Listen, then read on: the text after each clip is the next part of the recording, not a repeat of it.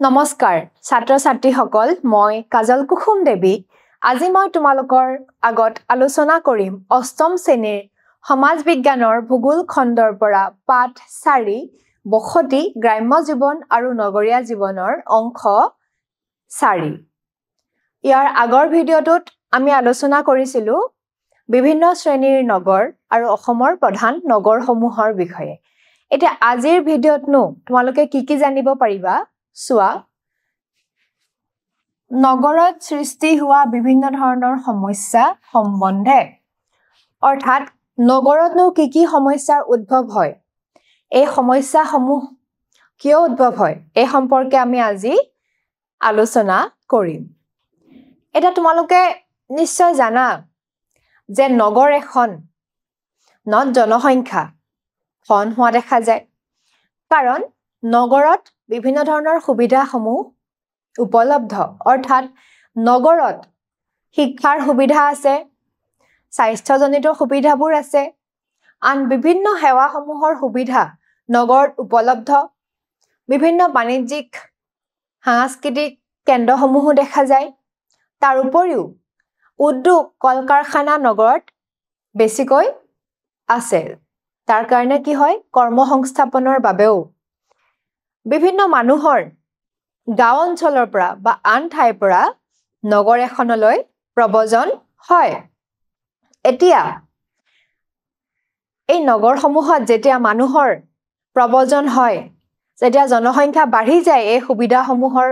উপলব্ধতাৰ বাবে তেতিয়া কি হয় নগৰত জনসংখ্যা বাঢ়ি যায় আৰু কোনো এখন ঠাইত জনসংখ্যা যেতিয়া বাঢ়ি যায় তেতিয়া কিন্তু সুবিধাৰ বিপৰীতে বিভিন্ন অসুবিধা বিভিন্ন সমস্যাৰ সৃষ্টি হোৱা দেখা যায় নগৰসমূহতো বিভিন্ন সমস্যাৰ উদ্ভৱ হয় জনসংখ্যা বৃদ্ধিৰ কাৰণে এটা সেই সমস্যাসমূহনো কি আমি আলোচনা কৰিম সোৱা নগৰত সৃষ্টি হোৱা সমস্যা problems created in towns চহৰবোৰত জনসংখ্যা দ্ৰুতগতিত বৃদ্ধি পায় চহৰবোৰত জনসংখ্যা বৃদ্ধিৰ লগে লগে বিভিন্ন সমস্যাৰ বিকাশ ঘটে ক্ৰমান্বয়ে বৃদ্ধি পোৱা এনে সংখ্যাই চহৰসমূহৰ সীমিত মাটিত বিভিন্ন ধৰণৰ হেঁচা প্ৰয়োগ কৰাটো একেবাৰে স্বাভাৱিক যেতিয়া জনসংখ্যা বৃদ্ধিৰ লগে লগে সমস্যাসমূহৰ সৃষ্টি হয় জনসংখ্যা বঢ়াৰ লগে লগে কি হয় বাসস্থানৰ অভাৱ দেখা যায়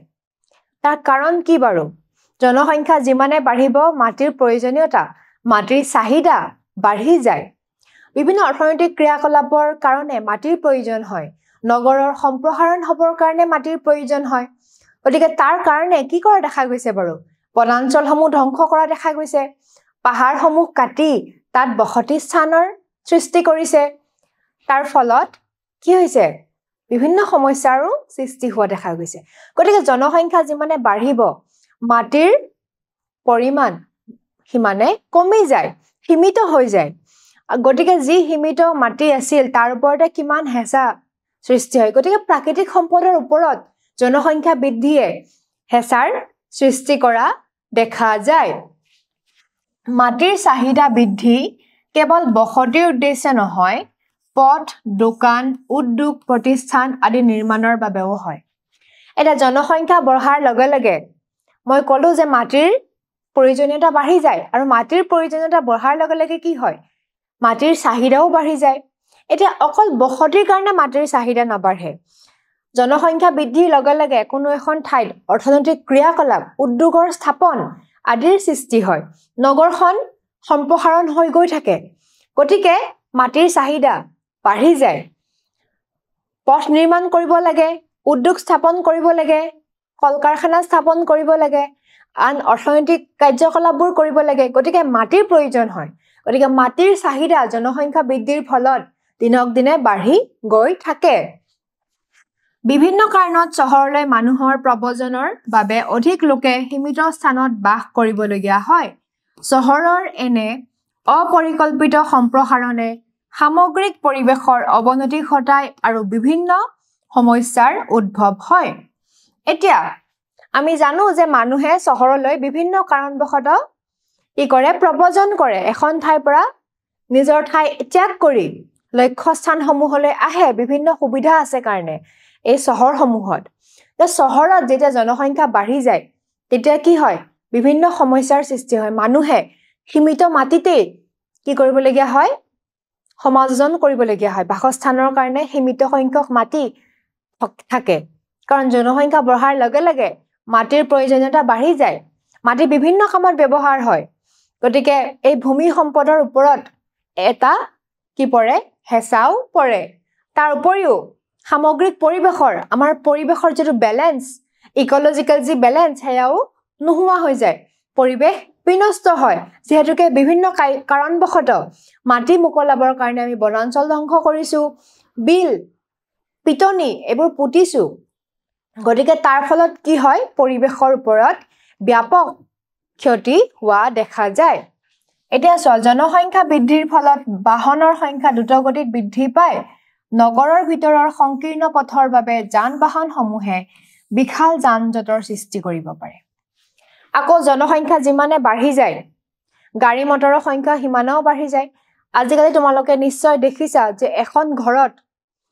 প্ৰত্যেকজন মানুহৰে চহৰত বিশেষকৈ গাড়ী এখন গাড়ী দেখা যায় হয়নে গতিকে এই ধৰণে যান-জঁটৰ সমস্যাৰো সৃষ্টি হয় কাৰণ যান-বাহনৰ সংখ্যা যিমানে বাঢ়িব সিমানে কি হ'ব যান-জঁটৰ সৃষ্টি হ'ব অকল যান-জঁটৰ সৃষ্টি হোৱাই নহয় ই বায়ু প্ৰদূষণো কৰিব গতিকে এই ধৰণৰ সমস্যাসমূহ সৃষ্টি হোৱা দেখা যায় আৰু নগৰৰ পথ সংকীৰ্ণ গতিকে যান-জঁটৰ সৃষ্টি হোৱাটো একেবাৰে স্বাভাৱিক তাৰপাছত চোৱা পাহাৰৰ ঢাল জলাশয় প্ৰাকৃতিক নলা আদিৰ কাষত ঘৰ নিৰ্মাণ কৰিলে পানী স্থবিৰ হৈ পৰে আৰু যাৰ ফলত কৃত্ৰিম বানপানীৰ সৃষ্টি হয় তোমালোকে নিশ্চয় দেখিছা যে অসমৰ যিমান চহৰ আছে বিশেষকৈ গুৱাহাটীত এজাক বৰষুণ দিলে লগে লগে বানপানী অৰ্থাৎ কৃত্ৰিম বানপানীৰ সৃষ্টি হয় তাৰ বহুতো কাৰণ আছে কাৰণ মানুহে নলাবোৰ বন্ধ কৰিছে নলাৰ ওচৰত ঘৰ সাজিছে পাহাৰত ঘৰ সাজিছে এই পাহাৰৰ পানীয়ে আহিও কি হয় বানপানীৰ সৃষ্টি কৰে গতিকে এই পৰিবেশ বিশেষকৈ গুৱাহাটী মহানগৰত দেখিবলৈ পোৱা যায় এজাক বৰষুণ হোৱাৰ লগে লগে কিদৰে কৃত্ৰিম বানপানীৰ সৃষ্টি হয় মানুহে যেতিয়াৰ পৰা পাহাৰৰ ঢাল নলাৰ ওচৰে পাজৰে জলাশয়ৰ পুতি ঘৰ বনাবলৈ লৈছে তেতিয়া পানীৰ উৎসসমূহ প্ৰাকৃতিক পানীৰ উৎসসমূহ নোহোৱা হ'বলৈ ধৰিছে যাৰ ফলত কি হয় কৃত্ৰিম বানপানীৰ সৃষ্টি হোৱা দেখা যায় এতিয়া চোৱা মুকলি ঠাই উদ্যান ক্ৰীড়া খেলপথাৰ ইত্যাদি সমূহে পৰিবেশ পৰিষ্কাৰ আৰু সুস্থ কৰি ৰখাত গুৰুত্বপূৰ্ণ ভূমিকা পালন কৰে আৰু চহৰখনৰ বাসিন্দাসকলক কিছু আমোদ প্ৰমোদৰ উৎসও প্ৰদান কৰে যিবোৰ মুকলি ঠাই আছে বনাঞ্চল আছে উদ্যান আছে তাৰ উপৰিও ক্ৰীড়া খেলপথাৰবোৰ আছে এই সমূহে কি কৰে পৰিবেশ পৰিষ্কাৰ কৰি ৰাখে আৰু এটা ইকোলজিক্যাল ব্যালেন্স মেইনটেইন কৰে এই সমূহে মানুহক কি কৰে চহৰৰ মানুহক বিভিন্ন মনোৰঞ্জনৰ সুবিধাও দিয়ে কাৰণ চহৰৰ মানুহে ৰাতিপুৱা যদি মৰ্নিং ৱাক কৰিব লাগে ইভিনিং ৱাক কৰিব লাগে নিজৰ স্বাস্থ্য ভালে ৰাখিব লাগে তেতিয়াহ'লে তেওঁলোকে ক'ত খোজ কাঢ়িব লাগে নিজৰ ঘৰতটো ইমান ঠাই নাই তেওঁলোকে উদ্যানলৈ যাব লাগিব হয়নে খেলপথাৰসমূহলৈ যাব লাগিব গতিকে এই ঠাইসমূহে মানুহক মনোৰঞ্জনৰ লগতে পৰিবেশো পৰিষ্কাৰ কৰি ৰখাত সহায় কৰা দেখা যায় কিন্তু জনসংখ্যা বৃদ্ধিৰ লগে লগে দিনক দিনে এই সমূহৰ কি হৈছে পৰিমাণ কমি গৈ আছে যাৰ ফলত পৰিবেশে ভাৰসাম্য হেৰুৱাই পেলোৱা দেখা গৈছে আকৌ বাণিজ্যিক চহৰবোৰত বহুত আৱৰ্জনা উৎপন্ন হয় আৰু পৰিবেশ অতি অস্বাস্থ্যকৰ হৈ পৰে আকৌ যিবোৰ বাণিজ্যিক চহৰ আছে বাণিজ্যিক চহৰবোৰত কি হয় উদ্যোগ কল কাৰখানা এইবোৰ অত্যাধিক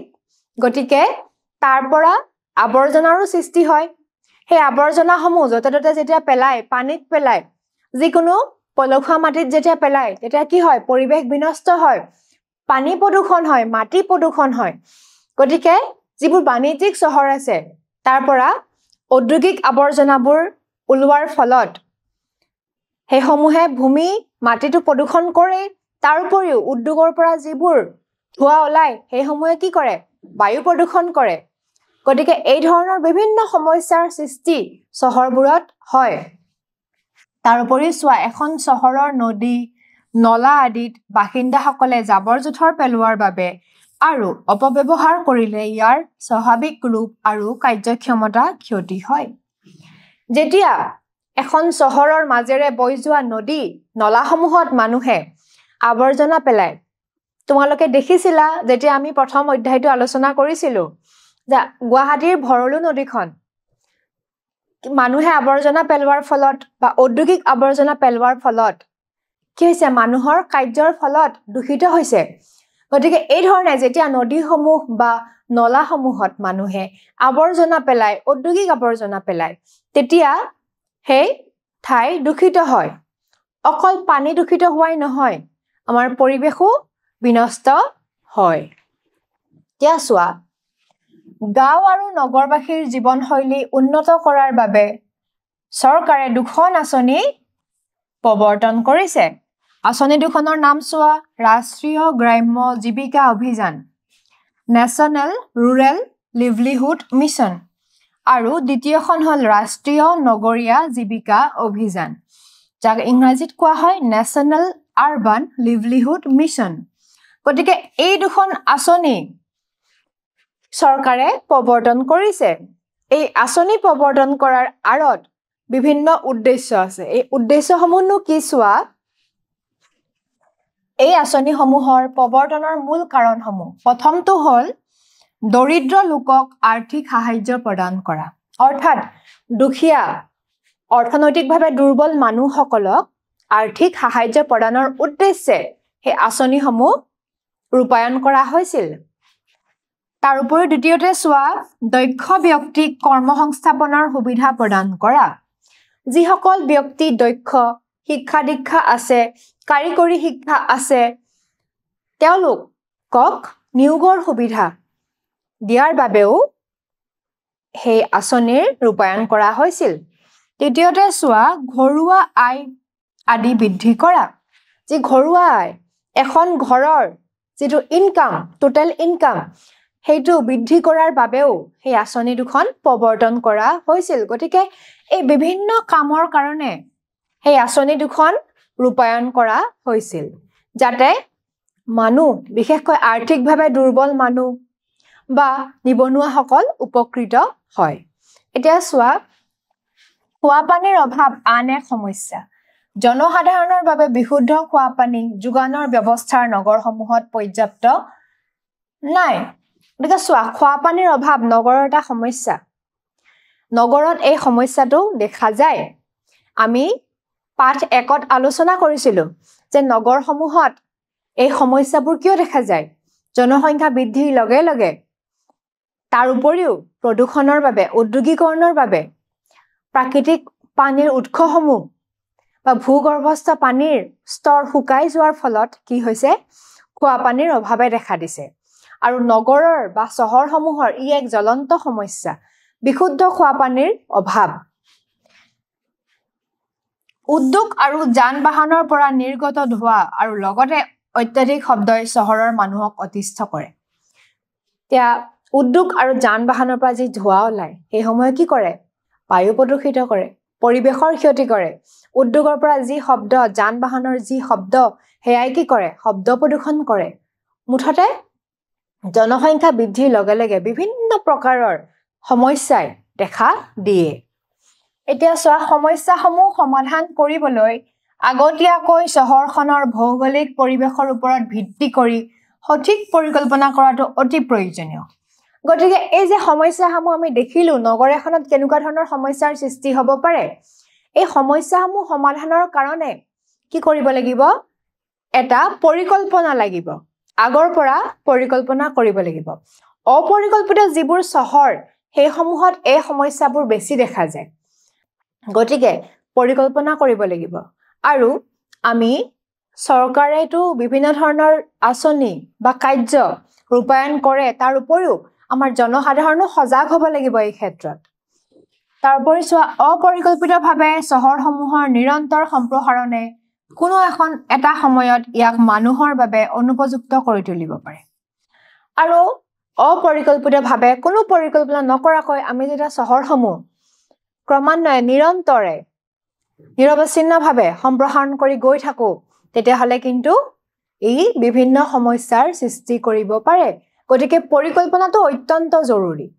যিকোনো কাম কৰাৰ আগত আমি নগৰ সম্প্ৰসাৰণৰ আগত হওক আমি বিভিন্ন ধৰণৰ পৰিকল্পনা যুগুত কৰি লৈহে কি কৰিব লাগে সেইবোৰ ৰূপায়ণ কৰিব লাগে হেহে নগৰীয়া পৰিৱেশৰ উন্নত ৰক্ষণাবেক্ষণৰ বাবে কেৱল চহৰৰ বাসিন্দাসকলেই নহয় আন সকলো সংশ্লিষ্ট বিভাগেও সজাগ হৈ থাকিব লাগে গতিকে নগৰীয়া পৰিৱেশ উন্নত কৰাৰ কাৰণে বাসিন্দাসকলৰ সজাগ হ'লেই নহব বিভাগসমূহো চৰকাৰী কৰ্তৃপক্ষসমূহো সজাগ হ'ব লাগিব এই ধৰণৰ কাৰ্যপন্থা অৱলম্বন কৰিলেহে কি হ'ব চহৰসমূহ সমস্যাসমূহৰ পৰা আঁতৰত থাকিব এতিয়া আজি মই বুজালো নগৰত উদ্ভৱ হোৱা বিভিন্ন সমস্যাসমূহ আৰু এই সমস্যাসমূহ সমাধানৰ বাবে কি ব্যৱস্থা ল'ব পাৰি তাৰ ওপৰত ভিত্তি কৰি এই প্ৰশ্নকেইটালৈ আগবাঢ়ো প্ৰথম প্ৰশ্নটো চোৱা চহৰবোৰত জনসংখ্যা বৃদ্ধিৰ লগে লগে বিভিন্ন দেশৰ বিকাশ ঘটে চহৰত জনসংখ্যা বৃদ্ধিৰ লগে লগে আমি পাইছিলো সমস্যাৰ বিকাশ ঘটে উত্তৰটো হ'ব সমস্যা এতিয়া দ্বিতীয় প্ৰশ্নটো চোৱা নগৰবাসীৰ জীৱনশৈলী উন্নত কৰাৰ উদ্দেশ্যে চৰকাৰে প্ৰৱৰ্তন কৰা আঁচনিখনৰ নাম হৈছে আমি দুখন আঁচনি পাইছিলো এখন গ্ৰাম্যবাসীৰ জীৱন ধাৰণৰ মানদণ্ড উন্নত কৰাৰ কাৰণে আছিল আনখন আছিল নগৰীয়া মানুহৰ জীৱন ধাৰণৰ মানদণ্ড উন্নত কৰাৰ কাৰণে এটা নগৰৰ কোনখন আছিল বাৰু প্ৰথমখন দিয়া আছে ৰাষ্ট্ৰীয় গ্ৰাম্য জীৱিকা অভিযান নেশ্যনেল ৰুৰেল লাইভলিহুড মিছন এখন গ্ৰাম্য আছে গতিকে এখন নহব আমাক কিহৰ লাগে নগৰবাসীৰ গতিকে উত্তৰটো কি হ'ব বি ৰাষ্ট্ৰীয় নগৰীয়া জীৱিকা অভিযান নেশ্যনেল আৰবান লাইভলিহুড মিছন এতিয়া ৩ নম্বৰ প্ৰশ্নটো চোৱা নগৰত অলপ বৰষুণতে দেশ বানপানী হোৱা দেখা যায় নগৰত অলপ বৰষুণ হোৱাৰ লগে লগে কি বানপানী হয় কৃত্ৰিম বানপানীৰ সৃষ্টি হোৱা দেখা যায় নিশ্চয় আজিৰ ভিডিঅ'টোৰ পৰা তোমালোক উপকৃত হবা বুলি আশা কৰিলো আজিলৈ ইমানেই পৰৱৰ্তী ভিডিঅ'ত পুনৰ লগ পাম ধন্যবাদ